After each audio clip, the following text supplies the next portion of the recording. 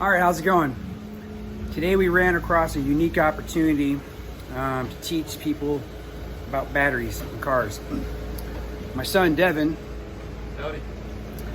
called me and said that, hey Brian, my car's dead.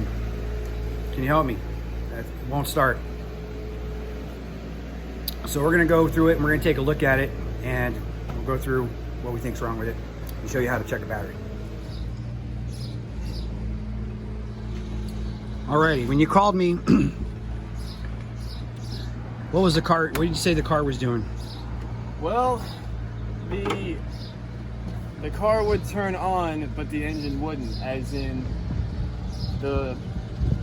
So you had lights and stuff inside the car? I lights stuff inside the car, the display was on, everything was on. Did you have anything going, hey, help me, it's a bad battery or anything like that? It said, help, this car's a piece of shit, and no, I'm just kidding. Nothing happened. All the dash lights came on, but I heard that familiar clicking noise you hear when your battery's dead. All right. So I immediately knew I had to call someone to come and jump it. All right, so where's your battery located on the car? Right here. All right, the first thing you want to check, do you know where your positive and negative wires are? Positive, negative. All right, so what you always want to do first is check to see if they're secure, meaning are they loose?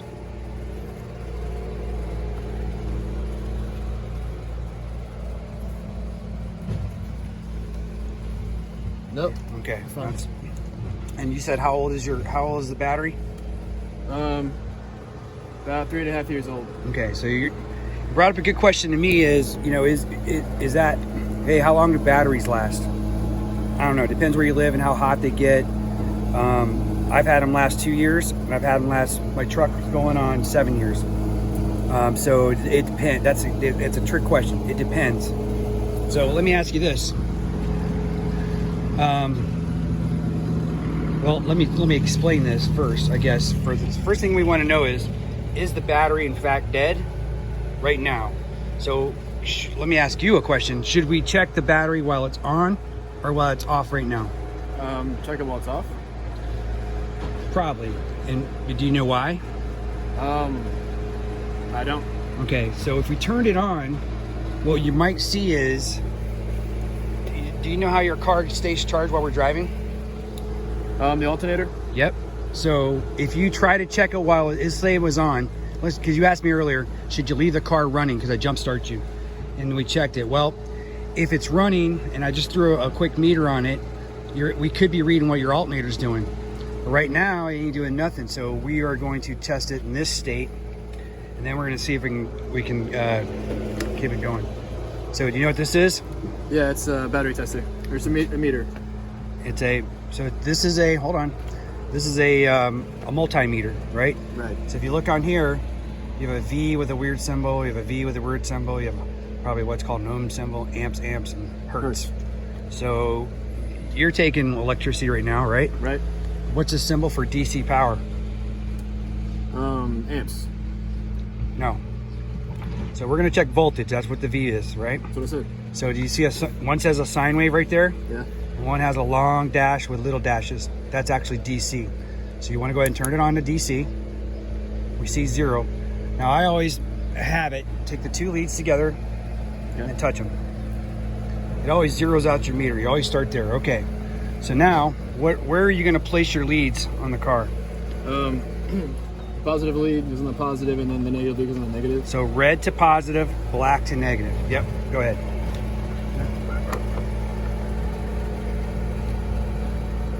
Huh.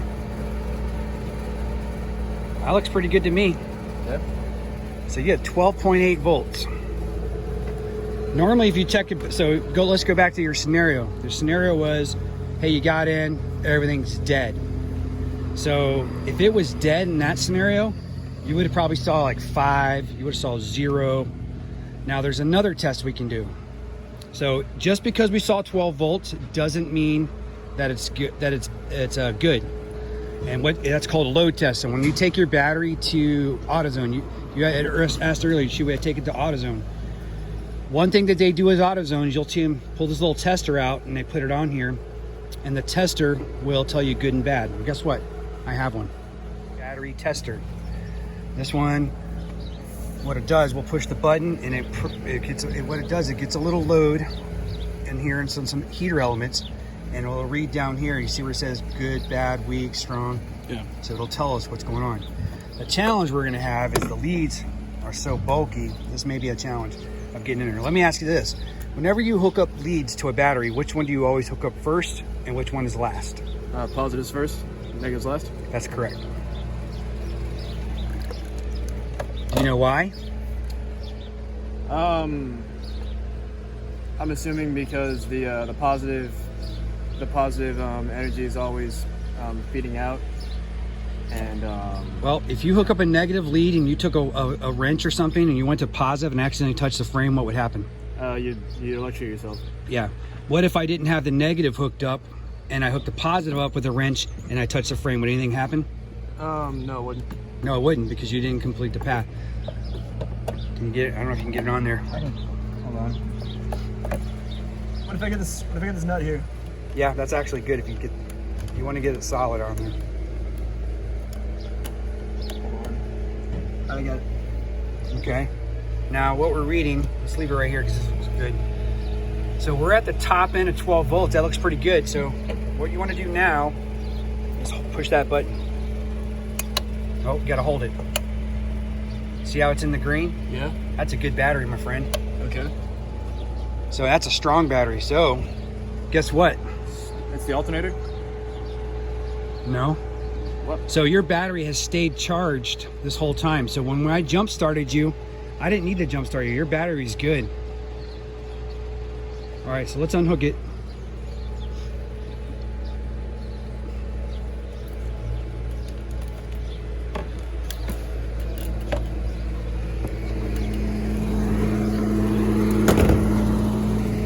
Now, you asked about a charge and alternator. Yeah. Okay, so we know your battery's good. It's not depleted. If it was depleted, what would it read? 0 or like 5. Yeah, 0, right? It'd be dead. So it's not depleted. It has 12.8 volts. It's actually charged very good. Let's think about that. If it was dead and I jump started you and you drove over here, but you think maybe your charge and alternator's dead, would it charge the battery? It wouldn't if it was dead. It wouldn't. So that means your battery would be deader than all hell coming over here. So it's not. So what that tells me is your charge and alternator is probably not bad, but there is a way to test that. All right. Okay.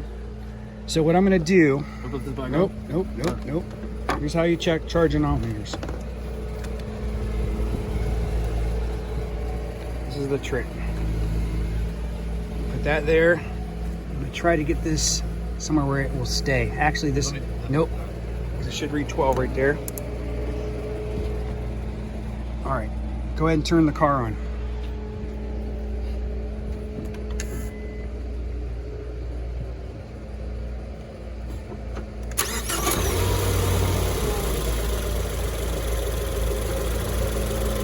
All right, come here.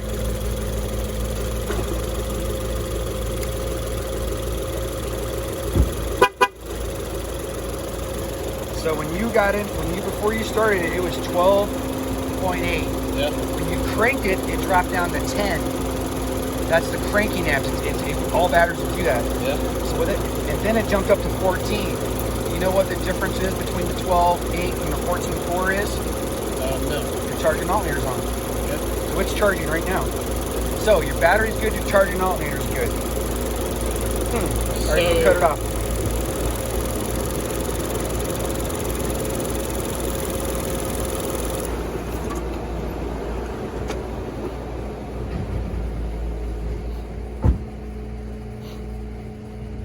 See where it's at now? It's off. The charging alternator's off. Yeah. 12.9. So we just proved two things. One, your battery works. Your charging alternator works. So we know from experience that this car has a safety circuit in it. Yeah. And you pushed it to the limit once. What is that safety circuit? That left you on the side of the road that one day. Oh, it ran out of gas. It ran out of gas.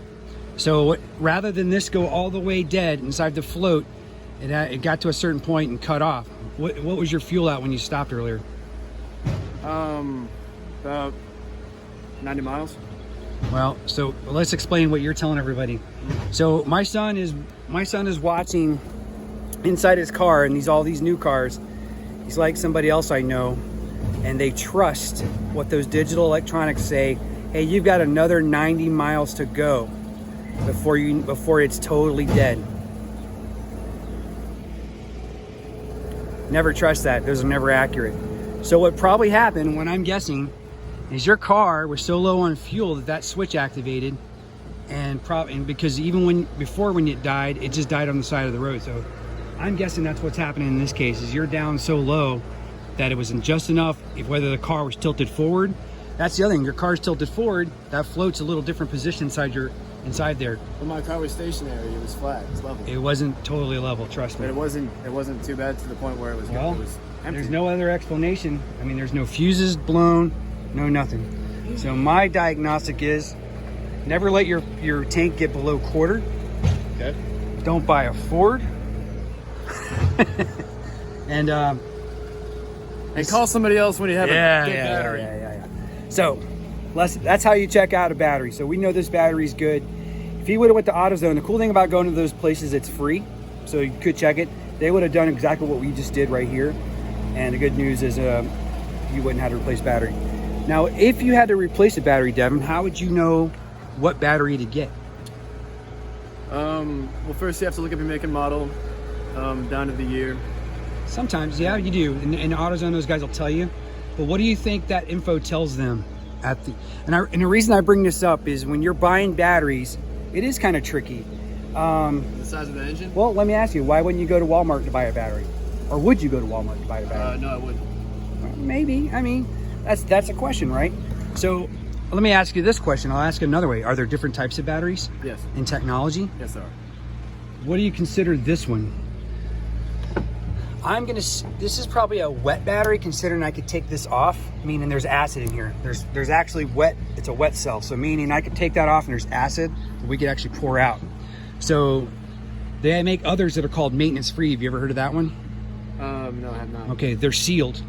So when you start, as I knew, they were all the same. well, what's cool about this old days is we could pop this off and do a hydrometer check. Mm-hmm. So old batteries, I could take this off and your acid could be low, whatever, and I could add acid to it and revive the battery. But people are getting away from that. Nobody likes buying acid anymore. People don't know how to check it. You don't have a hydrometer. So now what they're going to is what's called maintenance-free batteries. You ever heard of gel cell? No. So Optima, all the hot rod guys like using these Optima red tops, yellow tops, blue tops. They have a gel inside of them. Well, you know how much that battery costs? Like twice as much? Oh yeah, about $400 for his batteries. Yep, twice as What much. the benefit is though, it never leaks. You can stick a screwdriver in the side. So that's what I was getting at about so why would you buy a Walmart battery?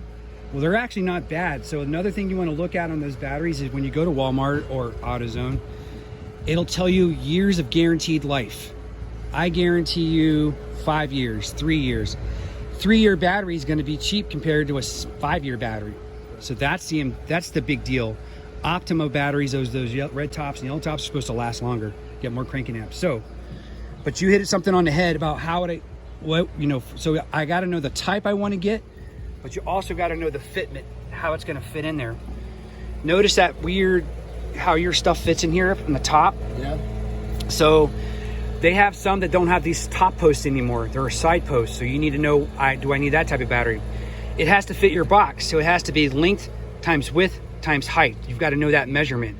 So you hit it on the head. AutoZone, those guys should know that, and they'll tell you it's this model. So when you go to AutoZone or Walmart, there's they'll have one type of battery, but there's 8 different sizes. You do need to know your size. If it was too small, it would wiggle around. You don't want that. If it was too big, you wouldn't be able to mount it down with your mounting brackets. It'll bounce up and down and arc out on here. So that's why it's important. All right, so you're gonna go fill up your car with gas? Sure. You want anything? No. And we'll see if that's what it was. We hope that's what it was, because that's an easy fix. Worst case fixes, it could be a short, it could be a fuse, it could be those kind of things, but I don't think it is. I think it's a circuit for his fuel because you let it go too low. Life lesson. Learn something? No. All right, cool.